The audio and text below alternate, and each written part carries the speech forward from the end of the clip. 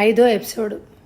ఇంత తెలిసాక నీతో జీవితం పంచుకోవడం ఇష్టమైతే అని అంటావా? మిస్టర్ రమేష్, నన్ను గురించి మీరేమనుకుంటున్నారో నాకు అసలు అర్థమే కావడం లేదు. తండ్రి మాట తీసేయలేక పెళ్లి చేసుకున్నట్టే పుస్త ఎలా కట్టించుకున్నానని మీ పక్కన చేరుతాను అని అనుకోకు. ఎందా అట్టే పెట్టుకో. మళ్ళీ ఛాన్స్ దొరికితే ఎవరికైనా ఇంకొకరికి కడదు గాని. ఇంకా పసుపు తడి ఆరని మంగళసూత్రం తాడు 2 లాగి తెంపి అతని వైపు విసిరింది స్వప్న. Please get out. నేను గదిలో నీతో కూడా ఉండను. వస్తున్న దుఃఖాన్ని ఆపుకుంటూ అరిచింది స్వప్న. చూడు స్వప్న, అనవసరంగా ఆవేశం ప్రదర్శిస్తే నిన్నీ ఊబిలోకి పూర్తిగా తొక్కేస్తారు మా అక్కయ్య నాన్నగారు. జాగ్రత్త. అంచేత ఆవేశం తగ్గించుకుని ముందు దారి చూడు. నేను చెడ్డవాడినే కాదన్ను, కానీ నీలాంటి ఉత్తమమైన ఆడదాన్ని మోసగించినందుకు సిగ్గుపడుతున్న విషయం కూడా అబద్ధం కాదు. కానీ మనిషి పరిస్థితులకి బానిస. మా నాన్న చేతిలో డబ్బు లేదు. మీ నాన్న డబ్బు కుమ్మరిస్తున్నాడు నీకోసం. అది ఈయన చేయి మారాలంటే ఇదొక్కటే మార్గం కదా. అంచేత పెళ్లి చేసుకోవాలా? ఆ పవిత్రమైన సంబంధాన్ని ఎంతగా అవహేళన చెయ్యాలా? డబ్బు సహాయం చేయమని అడగొచ్చు కదా. గట్టిగా నవ్వేశాడు ఆ మాట విని రమేష్. ఎంత అమాయకురాలివి స్వప్న. ఎవరైనా డబ్బు అంత సులభంగా ఇచ్చేస్తారా? డబ్బున్న చోటుకే చేరాలి అని అనుకుంటుంది. మా నాన్న లక్షలు ఉన్నాయంటేనే కదా పోటీపడి రేటు పెరిగింది నాకు అని అన్నాడు. ఎంత దారుణం! ఎంత తేలిగ్గా చేశారు రమేష్. అందుకే చెప్తున్నాను, రేపు కోడలివై ఇక్కడే ఉండి సంపాదించే మిషన్గా తయారయ్యే ప్రమాదం పొంచి ఉంది. తప్పించుకో. ఈ దేశంలో నీలాంటి వాళ్ళు కూడా ఆడదానికి పెళ్లికి మించి ధ్యేయం లేదు అని అనుకుంటే ఇంతే అవుతుంది. నిష్ఠూరంగా అంటూ గది దాటి 2వ గదిలోకి వెళ్ళిపోయాడు రమేష్. అందుకే వేచి ఉన్నంత ఆత్రంగా ధబీమని తలుపు మూసి గడియ వేసి అలాగే తలుపుకి చేరగిల్లబడిపోయింది. ఎంత ఆపుకుందామన్నా దుఃఖం ఆగలేదు. వెక్కి ఏడవసాగింది గదిలో స్వప్న. ప్లీజ్ ఏడవకు స్వప్న, ధైర్యంగా నిద్రపో. నేను నిన్ను తాకను, ప్రామిస్ చేస్తున్నాను. నిన్ను భార్యగా స్వీకరించి వదిలేసే ఉద్దేశం ఉంటే ఈ నిజం నీకు చెప్పి ఉండేవాడినే కాదు. ధైర్యంగానే ఉండు. రేపు ఉదయం మా వాళ్ళు వస్తారు. హెచ్చరిక ధ్వనించింది. అలాగే నిలబడిపోయింది స్వప్న. ఇప్పుడు ఇంకేం చేయాలి? రామం, చూసావా, గొప్ప త్యాగం చేశాను అని అనుకున్నావు. నన్ను ఒక గొప్పవాడికి కట్టించేసి దుఃఖంలో మిళితమైపోతున్న విషాదమైన నవ్వు ఆమె పెదవులపై వెలిగింది. దీనికి ఒక మార్గం త్వరగా చూడాలి అన్న నిర్ణయానికి రాగానే ధైర్యం చిక్కింది. వేల పడిపోతున్న మనసుకి భగవంతుడు జీవితంలో తనకొక అవకాశం ఈ రూపాన ప్రసాదిస్తున్నాడా అని అనిపించింది. ఈసారైనా నాన్నగారు గ్రహిస్తారేమో ఈ మేడి పండు లాంటి ప్రపంచం గురించి. ఈసారైనా స్వప్న నేనున్నాను అంటూ ధైర్యం ఇస్తాడేమో రామం. ఏవేవో పిచ్చి ఆలోచనలు, పిచ్చి కోరికలు అలాగే నిద్రలో కోరిగింది స్వప్న. అది కలత నిద్ర, పిచ్చి కలలు. తన ఊహలోకంలో గాని తొలి రాత్రి ఎలాంటిదో ఈ వాస్తవం ఎంత అవాస్తవికమైనదిగా పరిణమించిందో తలుచుకొని నవ్వుకుంది. నాకు పిచ్చి పట్టదు కదా అని అనుకుంటూ ఉండగానే తెలివి వచ్చింది స్వప్నకి. ఇదంతా నిద్రలో కలవరమేనా అని అనుకుంది. సర్దుకొని పడుకుంది. అదరాబదరాగా ఎమర్జెన్సీలోకి అడుగుపెట్టి వాట్ ఈస్ దిస్ అంటూ కొలీగ్ని అడిగాడు. ఏముంది, ఈ దేశ జనాభాలో 60%కి విధిగా ఉండేదే డాక్టర్. నవ్వుతూ అన్నాడు ఇంకో డాక్టర్. ఇంకా ట్రాలీ స్ట్రెచ్చర్ మీద నుంచి మార్చలేదా మనిషిని? You mean hunger? నవ్వు రాలేదు రామచంద్రుడికి. శ్వాసొచ్చి పడిపోయిన వాడిని ఒక ఆటో గుద్దింది. తలకి గాయమైంది. చూడ్డానికే ఈ జుట్టు చూడండి, మరి సన్యాసిలాగా విసుక్కున్నాడు. నో వదులు, నేను చూస్తాను బ్రదర్. సన్యాసికి నున్నని గుండు, బైరాగికే ఈ జుట్టు.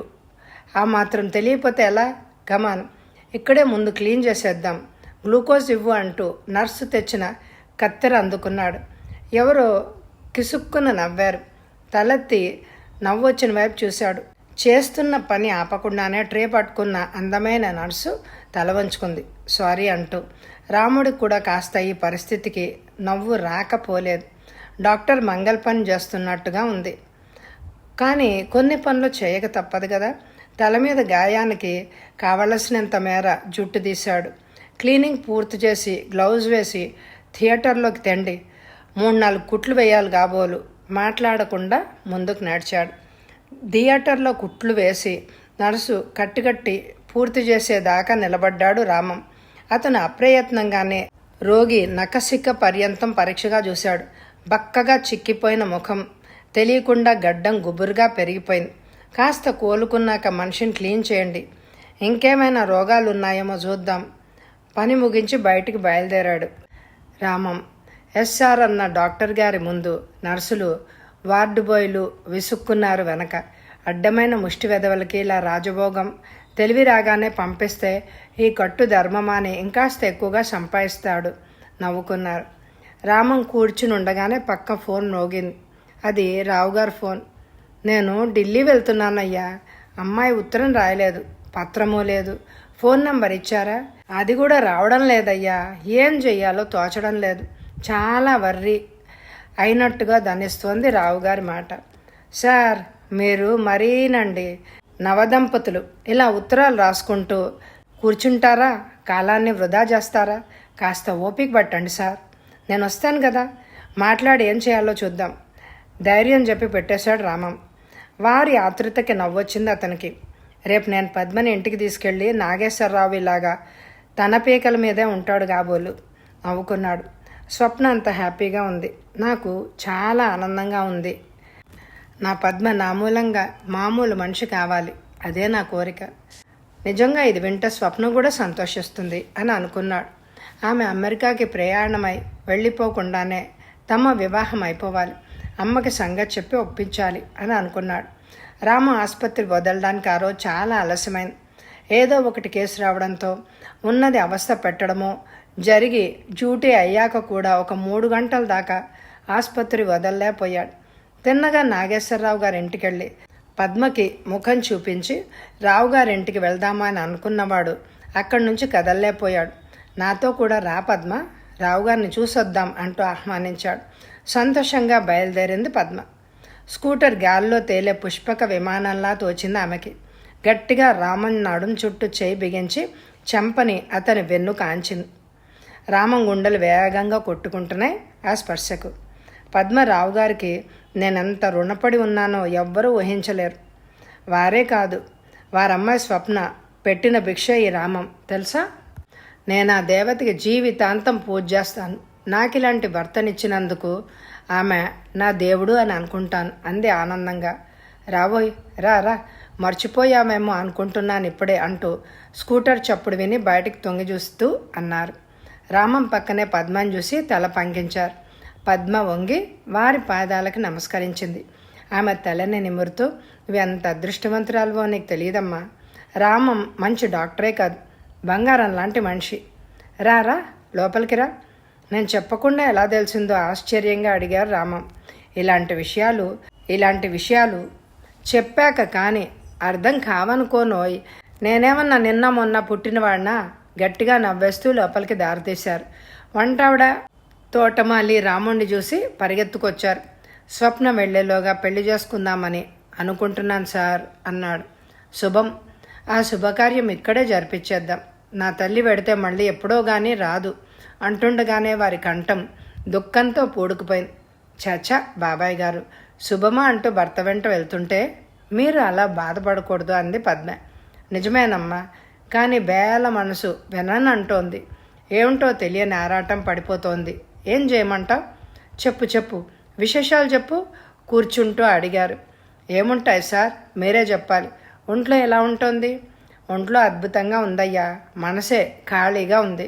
నేను రేపు ఉదయాన్నే ఢిల్లీకి ప్రయాణం అయ్యి వెళ్తున్నాను. అప్పుడెందుకు సార్, కొన్ని రోజులు పోనివ్వకూడదా అని అడిగాడు రామం. ఆయన మాట కొట్టిపారేస్తారని తెలిసే. లాభం లేదయ్యా, అమ్మాయిని చూడాలి, తర్వాతే మిగిలినవి. ఏమంటామమ్మా? పద్మకేసి నవ్వుతూ చూశారు. మీరు మీలాగే నా చిట్టి తల్లి అల్లుడు నా కళ్ళ ముందు ఉండకూడదు. ప్రయత్నిద్దాం. సగం స్వగతంలాగా అనుకున్నారు. సార్, అమ్మ కూడా మీలాగే అయిపోకుండా నేను ముందే జాగ్రత్త పడుతున్నా. కోడల్ని అప్పగిచ్చేస్తాను వేళాకోళంగా నవ్వేస్తూ అన్నారు. మీ అమ్మగారు నిజంగా అదృష్టవంతురాలు రామం. బంగారు బొమ్మలాంటి కోడలు, రత్నం లాంటి కొడుకు. మీ కాపురం కళకళ్ళాడుతుంది. అంతా మీ దయ సార్. మీరు స్వప్న రాగానే ముహూర్తం చూడమంటానే సెలవు తీసుకుంటూ చెప్పాడు.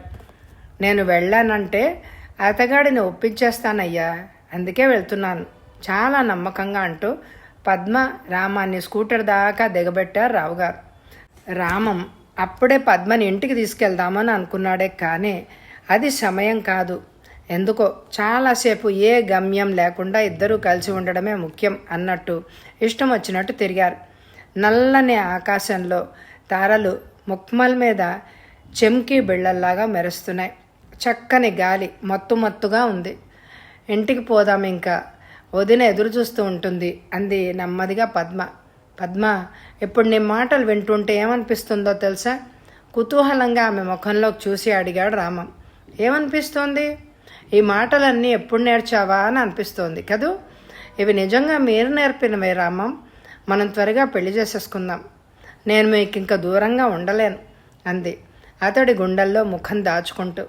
నాకు అలాగే ఉంది పద్మ, అలాగే చేద్దాం. స్వప్నం రాని అన్నాడు. పద్మ బుంగమూతి పెట్టింది ఆ మాటకి. ఆ చీకట్లో ఇద్దరు పక్కపక్క నవ్వుకుంటూ స్కూటర్ ఎక్కారు. పద్మని ఇంటి దగ్గర దింపి తాను కూడా దిగకుండా వెళ్ళిపోయాడు. ఎంతసేపు అంటూ చీకట్లోంచే పలకరించింది వదిన గారు. కాస్త ఆ మూడు ముళ్ళు పడేదాకా ఆగమ్మా, మళ్ళీ మమ్మల్ని వీధికి ఎక్కించేవు దెప్పింది ఆవిడ. పద్మ మారు మాట్లాడకుండా లోపలికి వెళ్ళిపోయింది. ఇప్పుడు ఆమెకి వదిన గారి దెప్పుళ్ళు అంతగా బాధ కలిగించట్లేదు. రామంతో పంచుకునే జీవితం ఊహించుకుని క్షణాలు లెక్క పెట్టుకుంటూ గడుపుతోంది. ఏరా, ఇంత ఆలస్యమైంది అంటూ ఆత్రంగా ముందుకొచ్చిన తల్లిని చూసి నవ్వుతూ, ఏంటమ్మా నీ పిచ్చి, అన్నం తినేసి పడుకోమని చెప్పలేదు? రోజు ఇంత ఆలస్యంగా భోజనం చేస్తే నీ ఆరోగ్యం దెబ్బతింటుంది అని ఎన్నిసార్లు చెప్పాను? లోపలికి నడిచింది. పెట్టు, ఇద్దరం తినేద్దాం అన్నాడు. బట్టలు మార్చుకుంటూ కూనీరాగాలు తీస్తున్న కొడుకుని చూసి, నా తండ్రి ఎందుకో చాలా ఆనందంగా ఉన్నాడే అని అనుకుంది. ఏంట్రా విశేషం? నవ్వుతూనే అడిగారు. కూర్చో అమ్మా, నీకు ఒక మంచి శుభవార్త చెప్పాలి అన్నాడు అన్నాన్ని కూర్చుంటూ. శుభవార్త? మనసు పరిపరి విధాలుగా పోతోంది తులసమ్మగారికి. వారు కనిపించారా? బాబు తండ్రి జాడ తెలుసుకుని నా నెత్తిన పాలు పోస్తాడా? ఏంట్రా, త్వరగా చెప్పు బాబు గట్టిగానే అడిగారు. అప్పుడే తల్లి మొహంలోకి చూశాడు రాముడు. ఆమె ఆతృతకి కారణం కొద్దిగా తెలిసింది రాముడికి. ఏం లేదమ్మా, నేను పెళ్లి చేసుకుందాము అని అనుకుంటున్నాను. ఆ సంగతే నీకు చెప్పాలి అని అనుకున్నాను అన్నాడు రాముడు. తలవంచి తినడం మీద దృష్టి సారించాడు. ఉత్సాహంపై నీళ్లు చిలికినట్టు అయిపోయారు తులసమ్మగారు. మంచిదే కదా బాబు, వయసులో జంట కోరుకోవడం తప్పులేదు. అమ్మాయిని చూసావా? చాలా సాదా సీదాగా అడిగేస్తున్న తల్లి మొహంలోకి చూసి, ఏమ్మా అలా అన్నావు అని అడిగాడు. బాగానే ఉన్నానురా, వయసు అయిపోవడం లేదు, ఇంతకంటే ఉత్సాహంగా ఎలా ఉంటాను చెప్పు? ఒక కోడలి పిల్ల రావడం నాకు మంచిదే బాబు అన్నారు కొత్త ఉత్సాహాన్ని తెచ్చుకుంటూ. అంతే కదమ్మా, పద్మ చాలా మంచి పిల్ల, నీకు చాలా బాగా నచ్చుతుంది, ఆ నమ్మకం నాకుందమ్మా. పిచ్చి తండ్రి, నాకు నచ్చడం దేనికిరా, నీకు పిల్ల నచ్చితే అంతే చాలు అన్నారు. కాదమ్మా, మా అమ్మకి నచ్చిన పిల్ల నాకెలా నచ్చుతుంది నవ్వేశాడు రాముడు. ఈ వార్త చెప్పేశాక రాముడికి ధైర్యం వచ్చింది పద్మన్ గురించి చెప్పడానికి. ఆ రాత్రి చాలాసేపు కూర్చుని పద్మన్ గురించి ఎన్నో చెప్పాడు. పోనీలే బాబు, మంచి పని చేసావు, మరి ఆలస్యం చేయకే, కానీ స్వప్నతో ఒక మాట చెప్పు బాబు, అది నీ బాధ్యత. తప్పకుండానమ్మా, ఈవేళ వాళ్ళ నాన్నగారికి చెప్పాను. స్వప్న అమెరికా వెళ్ళిపోవడానికి ముందే నేను తృప్తిగా జీవితంతో రాజీ పడిపోయాను అని గ్రహించాలనే నా కోరిక అన్నాడు. నిజమే, ఇద్దరూ రాజీ పడిపోవాలి, తప్పదు అనుకున్నారు అంతరాల్లో.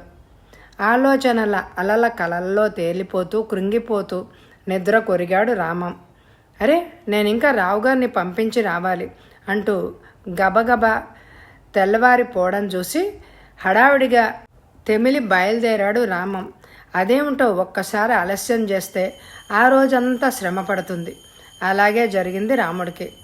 రావుగారు ఫ్లైట్కి వెళ్లారని తెలిసి చిన్నబుచ్చుకుని ఆసుపత్రికి నడిచాడు రాముడు. చాలా పెందరాళ్ళే బయలుదేరి వెళ్ళిపోయి ఉంటారు అని అనుకుంటూ కాంపౌండ్లోకి తిప్పాడు స్కూటర్ని. ఉసురుమంటూ తన గదిలోకి నడుస్తుండగా నర్సు పరిగెత్తుకొచ్చింది. డాక్టర్, నిన్న పేషెంట్కి దెబ్బకి కుట్లు వేశారే, వారు చాలా కాంప్లికేషన్లో ఉన్నారు సార్. చాలా ఎగశ్వాస వచ్చేసింది. అన్ని టెస్టులు చేశారు, సిద్ధంగా ఉన్నాయి.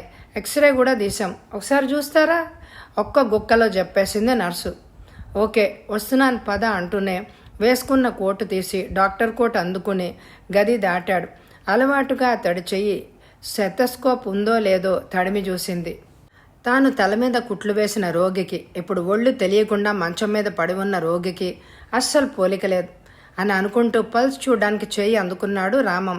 క్లీన్ షేవ్ చేశారేమో, ముఖం బాగా తెలుస్తోంది. ఈ ముఖం ఎక్కడో చూసినట్టుందన్న ఏదో భావన మెదిలింది రామం మెదడులో.